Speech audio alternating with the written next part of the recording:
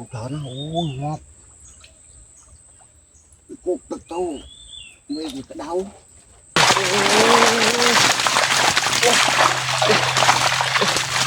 Con mà cũng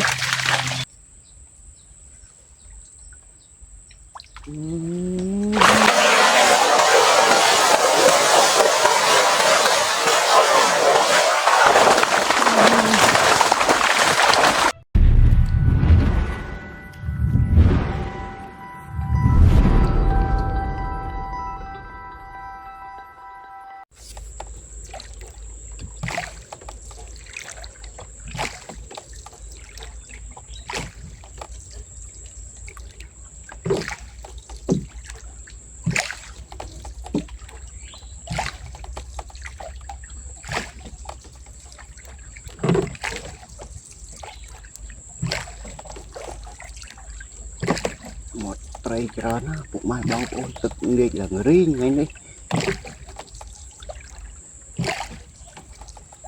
Ui phải đó thì chọc một cái thang thang đó đau lay đâu thôi bụng mai bao ôn đặt mưa khăn thực nghịch là người riêng bụng mai bao ôn thì chủ thợ nó uống ngọt. Cuộc tự tu mê gì cái đâu. Mình chết uống mình vào con chứ thầy cả tăng ngọt. Con ô tăng ngọt thở ô chỗ thở nó bụng mai bằng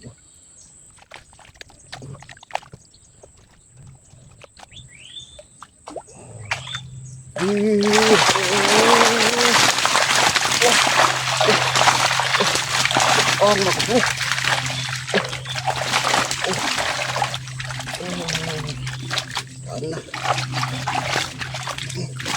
ngọt cái chứ lâu rồi cái chạy đi cột chẳng đấy.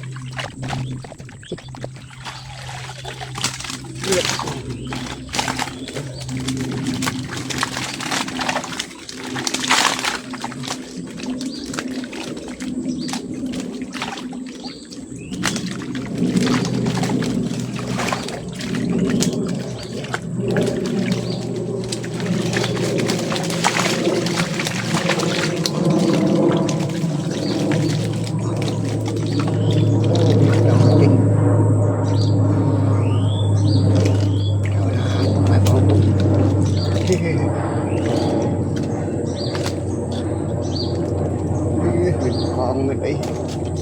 đó con một con thùng thùng tiếp bạn con một tiết hơi ngày nữa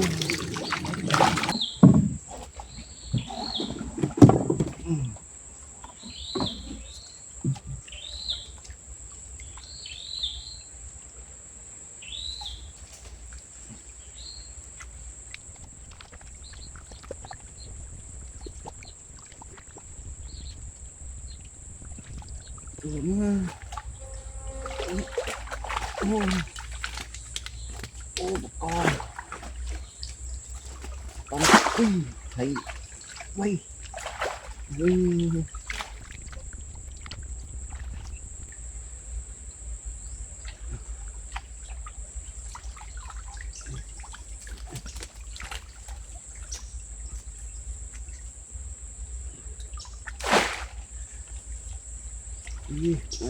ngọt mũi mắt của con.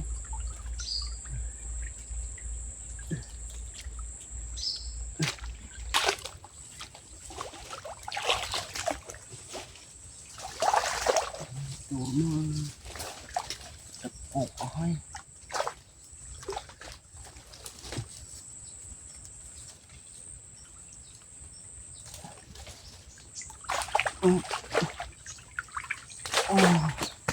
Còn mui đặt dao mui còn ngọt này thôi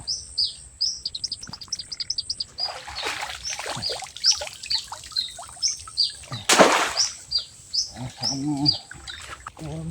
cô còn linh cực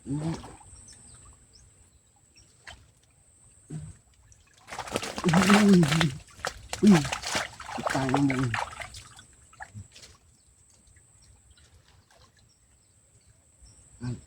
đây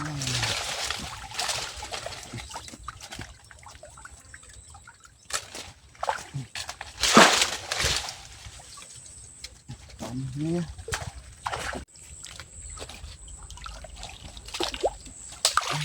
cuộc trong sông tròn khán một lần cơ lúc một ngày băng cũng một lần làm tiền anh đi hỏi thầy rồi phải cho nó một mai băng cũng một khúc mình đủ rồi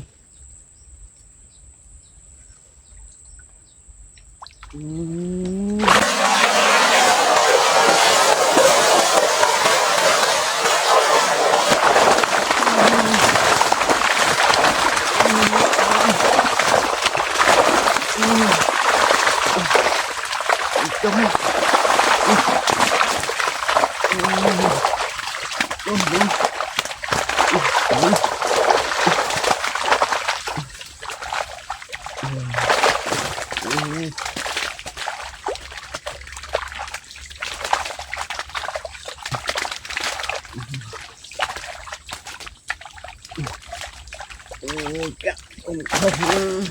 lo cho bọn con mười con lúa mà tôi phật không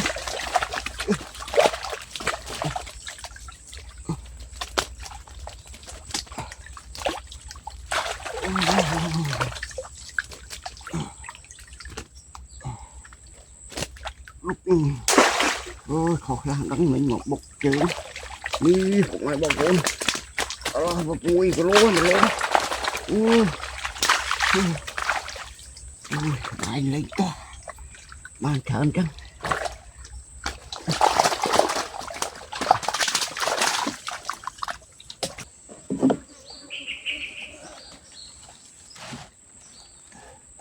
mang thơm nè phục mai bằng ôn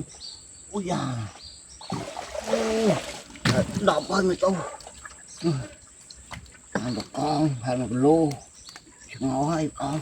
ôi không thông mà phục mai bằng ôn tức viên nít là riêng kháng tức nít tôi cho mình thấy chua chờ nè ôi thuộc mình đi phục mai bằng ôn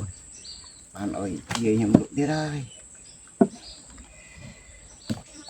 ai mới lâu ai ngoài bằng ôn con ngó lại nó ruột đó cùng lốt tụi bắt nhung xung chùm riệp lia phục mai bằng ôn thằng ở nè ban lui tiết à gì